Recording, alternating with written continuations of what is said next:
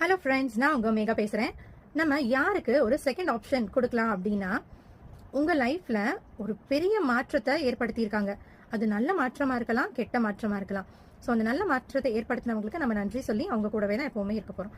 ஆனா நம்ம எதிர்பார்க்காத ஒரு டர்னிங் பாயிண்ட், இந்த வயசு வரைக்கும் நம்ம இப்படி இருந்துட்டு இப்படிதான் நம்ம லைஃப் இருக்க போகுது அப்படின்னு சொல்லி பெரிய பெரிய கனவு கோட்டையெல்லாம் நம்ம கட்டிட்டு உட்காந்துருக்க டைம்ல அது ஃபுல்லா அப்படி இடிச்சு தாறுமாறா தூக்கி போட்டு உடைச்சு அப்படி சில ஆக்குறாங்க பாருங்க. அவங்களுக்கான மன்னிப்பை கொடுக்கவே கொடுக்காதீங்க.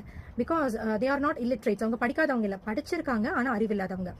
5 அறிவு இருக்க மிருகம் கூட எவ்வளவு நன்றி உணர்வோட இருக்கு இல்லையா? ஆனா 6 அறிவு இருக்க மனிதர்கள் சிலர் புரிஞ்சுக்காம தண்ணியே உலகமா நினைச்சவங்கள, தான் தான் எல்லாம் நினைச்சவங்கள கூட அவங்க நம்மள இப்படி பண்ணுவாங்களா அப்படின்னு யோசிக்காம அவங்களோட தன்மானத்தை சீண்டி பார்த்திருக்காங்க பாருங்க. அப்படிப்பட்டவங்கள மன்னிக்கவே மன்னிக்காதீங்க. மன்னிப்புங்கிற வார்த்தையே தப்பு தான். தப்பு செய்யறதுக்கு முன்னாடி யோசிச்சிருக்கணும். செஞ்சுட்டு மன்னிப்பு கேட்கவே கூடாது. பட் செஞ்சுட்டு, அதுவும் பெரிய தப்பா செஞ்சுட்டு அசிங்கப்படுத்திட்டு மன்னிப்பு கேட்கறாங்க பாருங்க, அவங்களோட லைஃப்ல